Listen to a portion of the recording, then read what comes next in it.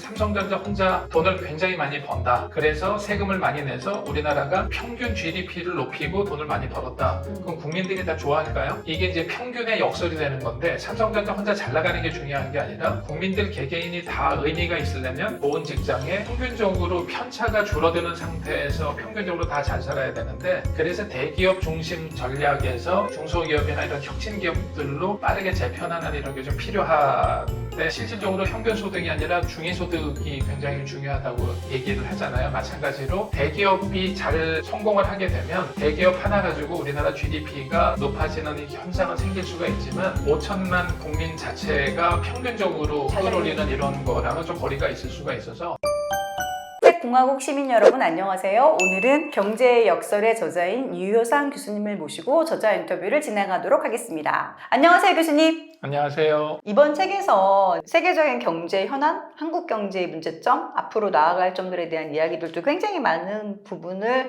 담고 계세요.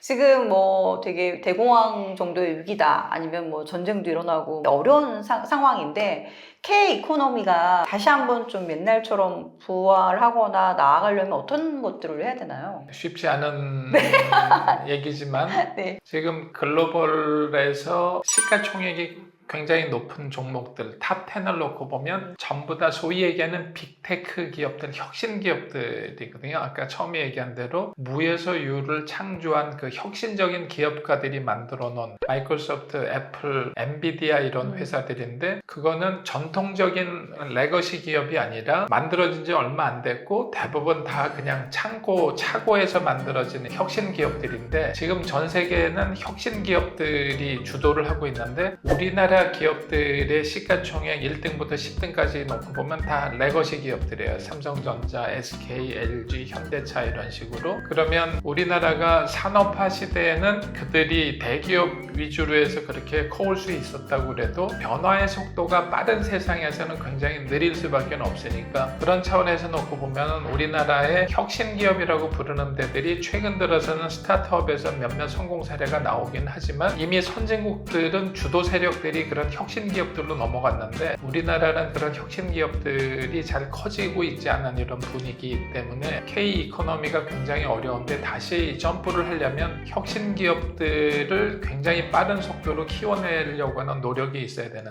혁신 기업을 육성. 그런데 이제 그런 게 우리나라에서는 요새 의대 편중화 현상도 그렇고 보수 지향적인 이런 게 있어서 뭐 대기업을 가야 된다. 지금도 과거의 패러다임에 매몰돼서 레거시 기업을 선호하는 게 너무 크기 때문에 그래서 학교에서 학생들한테 이제는 혁신 기업으로 가라. 스타트업 좋은 데들로 가서 앙트로프로너가 스스로 되려고도 해보고 혁신 기업을 키워봐라 이렇게 하면은 누가 반대를 많이 하냐면 부모님들이 대부분 다 반대를 해요.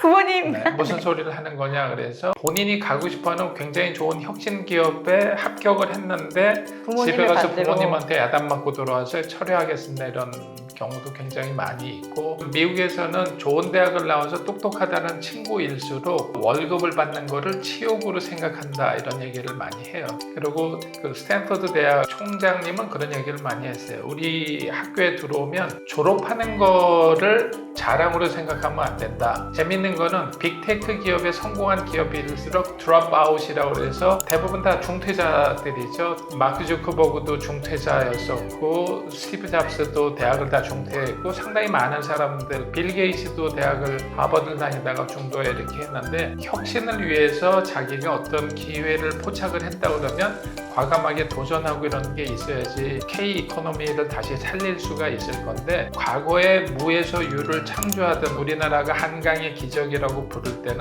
아무것도 없었기 때문에 소량 제품을 대량 생산하는 이런 체제로 갔다 그러면 지금은 이제 다품종 소량으로 가는 이런 시대에서는 레거시 기업들의 비즈니스 모델이 맞지 않는 거죠. 그래서 혁신을 어떻게 하면 훨씬 더 활성화시킬 건지 이거는 교육도 그렇고 정부 정책도 그렇고 그런 것들이 선행돼야지만 가능할 거라고 봅니다. 다시 K 이코노미가 부활을 하기 위해서는 혁신 기업들을 더 많이 육성하고 더 많이 키워야 한다. 젊은이들이 그쪽에서 이 기회를 찾을 수 있도록 지원해야 된다. 우리가 지금 뭐 삼성전자 반도체에서 밀리고 뭐 그런 상황인 거잖아요. 이게 역전이 가능한가요? 삼성전자는 이 메모리 분야에서 처음으로 2025년도에 들어와서 SK 하이닉스에 밀렸고요. 만년 3위라고 생각을 했던 미국의 마이크론 테크놀로지도 굉장히 근접할 정도로 따라와서 격차가 삼성전자에서 얘기했던 초격차 기술도 그렇고 이만큼 떨어져 있다면 지금 거의 다 붙어 있는 상태고, 일반 범용 메모리는 중국한테 이미 추월됐다고 봐도 과언이 아닐 정도로 레거시 기업이 조금 전에 말씀드린 대로 그냥 과거 방식으로 가서는 1등 자리를 지켜내는 것도 불가능하고, 변화의 속도가 조금 더 빨라지면 오히려 빨리 퇴보하고 사라질 수도 있다는 위기감을 좀 느껴야 된다고 생각을 해요. 지금 위기감을 느끼시고 분발하셔야 되는 그런 상황인 것 같습니다. 한국이 새 정부에서 가장 시급하게 이 일부터 먼저 해야 된다라고 하는 게 있다면 어떤 게 있을까요? 이재명 정부가 들어오면서 10대 국정 과제를 해놓은 거 보니까 제일 첫 번째에 경제 강국을 만들겠다라는 슬로건은 굉장히 좋은 것 같아요. 내용은 다 담겨 있는데 그대로만 되면 좋겠지만 일단 경제 살리기가 굉장히 중요하잖아요. 크게 두 개로 나눌 수가 있어요. 쉽게 얘기하면 그럼 삼성전자 혼자 돈을 굉장히 많이 번다. 그래서 세금을 많이 내서 우리나라가 평균 GDP를 높이고 돈을 많이 벌었다. 그럼 국민들이 다 좋아할까요? 이게 이제 평균의 역설이 되는 건데, 삼성전자 혼자 잘 나가는 게 중요한 게 아니라 국민들 개개인이 다 의미가 있으려면 좋은 직장에 평균적으로 편차가 줄어드는 상태에서 평균적으로 다 잘 살아야 되는데, 그래서 대기업 중심 전략에서 중소기업이나 이런 혁신기업들로 빠르게 재편하는 이런 게 좀 필요한데, 실질적으로 평균 소득이 아니라 중위소득이 굉장히 중요하다고 얘기를 하잖아요. 마찬가지로 대기업이 잘 성공을 하게 되면 대기업 하나 가지고 우리나라 GDP가 높아지는 현상은 생길 수가 있지만 5천만 국민 자체가 평균적으로 끌어올리는 이런 거랑은 좀 거리가 있을 수가 있어서, 우리나라가 99%가 중소기업으로 이루어져 있는 거기 때문에 대기업 정책에서 이거를 옮기는 게 굉장히 필요한데, 계속 강조하게 되지만 이런 스타트업들, 혁신 기업들을 통해서 부가가치가 있고 여러 가지 처우도 괜찮은 자리가 많이 만들어지는 게 더 중요하지 않나 이런 생각이 들어요. K 이코노미가 다시 부흥하기 위해서는 이제 빅테크 기업들이 가는 방향, 미래 테크들이 가는 방향을 이제 저희도 잘 주시하고 가야 할 텐데, 현재로서는 인공지능이 미래를 바꾸는 것이 확실하잖아요. 거기다가 특이점이 더 앞당겨 올 것이다라는 주장들이 있어요. 인공지능 사회가 얼마나 영향을 미칠 거고, 한국은 또 그 인공지능 사회에 어떻게 대응해야 되는지 좀 말씀해 주시면. 인공지능이라는 걸 어떤 한 섹터나 분야로 보는 게 아니라 데이터의 혁명인 거죠. 데이터가 모여지고 이런 IT 관련된 하드웨어들이 발전을 하면서 데이터를 처리하는 속도가, 인간이 책을 보고 요약을 하는데 10시간 걸렸다 그러면은 챗GPT나 이런 애들한테 요약하라 그러면 책을 요약하는데 뭐 한 5분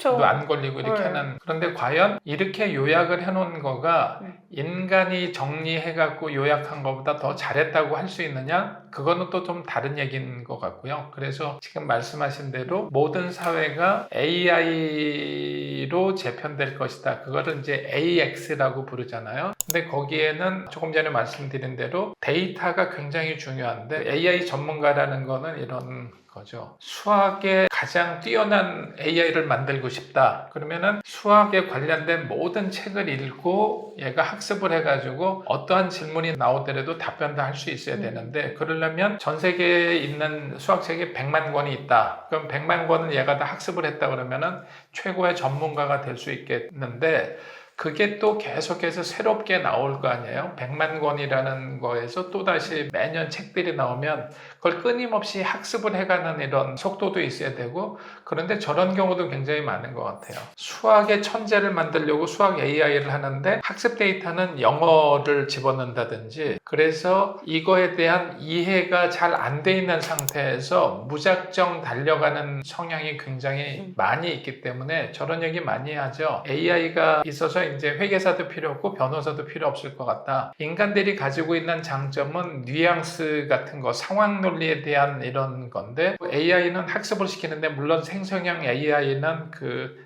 맥락도 이해를 한다 그러지만 인간이 가지고 있는 인사이트에 대한 맥락 같은 것들을 따라간다라는 거는 한계가 있기 때문에 그래서 지금 모든 것이 AI로 바뀔 거다. 그거는 좀 성급한 일반화가 될 것 같은 생각이 들고 AI가 제일 잘하고 쉽게 대처할 직업으로 제일 먼저 나온 게 회계사였었어요. 네. 미국에 재밌는 조크가 있는데 유능한 회계사란 누군가 좋은 대학을 나온 친구들은 1 더하기 1이 얼마냐고 물어보면 얘네들이 공학용 계산기를 꺼내서 계산기를 막 두드려가지고 한 20-30분 있다가 2라고 대답을 한다고 그러고 MBA까지 나오고 공부를 많이 한 친구는 1 더하기 1이 뭐냐고 그러면 코딩을 해서 프로그램을 짜서 엑셀 프로그램을 만들어서 1 더하기 1을 집어넣어서 1시간 정도 있다가 2라고 얘기를 한다고 그러고 그런데 진짜 유능한 회계사는 사무실에 창문을 닫고 카튼을 치고 테이블 밑에 도청장치가 있는지를 다 확인한 다음에 귓속말로 얼마로 해드릴까요? 라고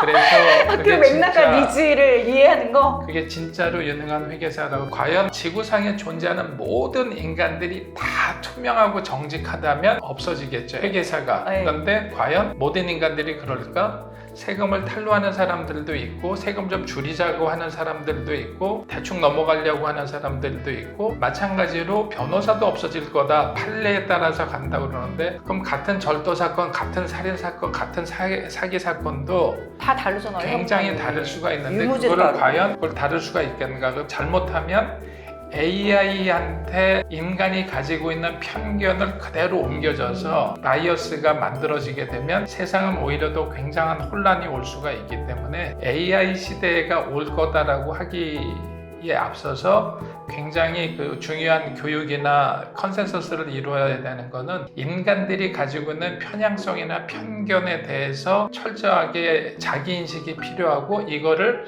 AI에 접목시킬 때 어떻게 해야 될 건지가 선행되지 않으면 오히려 혼란만 부추기고 AI 시대라고 부르는 거는 영원히 안 올지도 모른다 이런 생각도 들어요. 그래서 대표적으로 뭐 좀 오래된 사례지만 저런 게 있었어요. 아마존에서 사람을 뽑는데 원서가 10만 장, 20만 장이 몰리는데 그거를 기존에 있는 인사팀에서 몇십만 장 온 거를 자기소개서나 이런 거를 1분에 하나씩 읽는다 그래도 몇십만 분을 읽어야 되는데 시간으로 따지면 불가능한 이런 거란 말이에요. 그래서 아마존에서 사람을 많이 뽑아야 되니까 채용 AI를 만들어 놓은 거예요. 어떤 사람을 뽑으면 좋은 사람을 뽑을 수 있을까? 그러면 AI 하면 항상 학습을 시켜야 되니까 적합한 인재상을 집어넣어서 학습을 시켜야 되는데 뭘 갖고 학습을 시켰을까요? 기존 유능한 멤버들 갖고 하신 거 아니에요? 그래서 기존에 아마존에서 평가가 좋았던 사람들, 지금 아마존에서 잘 나가고 있는 사람들, 임원들의 스펙을 그대로 집어넣고 학습시켜서 이 사람들이 좋은 사람이야. 어떤 결과가 나올까요? 균질한? 남자가 더 많고 남자가 압도적으로 많고 다 뭐. 인류대학에 백인이고 이런 식으로 되니까 그러면 그렇게 학습을 시켜놓으면 얘 보고 뽑으라 그러면은 인류대 나온 백인 남자밖에는 안 뽑는 게 생기는데 그래서 아마존이 이런 채용 시스템을 폐기를 했어요. 하자마자 너무 이게 편견이 심해진다. 근데 그거는 쉽게 우리가 추정할 수가 있는데 어떤 분야에 어떤 AI를 하더라도 그 가지고 있는 데이터의 편견이라든가 잘못된 편향성이 들어간다라는 거를 이해하기가 굉장히 어렵고 그냥 AI니까 맹신하는 사람들이 많아서 우리나라에서도 문제가 돼가지고 좀 이슈가 됐던 적도 있었는데 데이터를 집어넣고 할 때도 데이터가 정확하게 들어가더라도 데이터에 대한 정합성이라든지 인간들이 가지고 있는 편향성이나 편견 같은 것들이 완벽하게 해소가 되지 않으면 사실은 엄청난 혼란을 가지고 올 수 있다는 거죠. 그런데 과연 인간들이 가지고 있는 편향이나 편견이 해소될 수 있을까? 이런 학습이 더 필요하다는 거고 이게 선행되지 않으면 불가능할지도 모르겠다 이렇게 생각을 하고 있는 거죠. 영원히 AI 시대는 오지 않는다. 그럼 보조자로서 그냥 도움을 받는 서포터, 어시스턴트 정도로 사용할 수 있을 것이다 라고 보시는 거죠.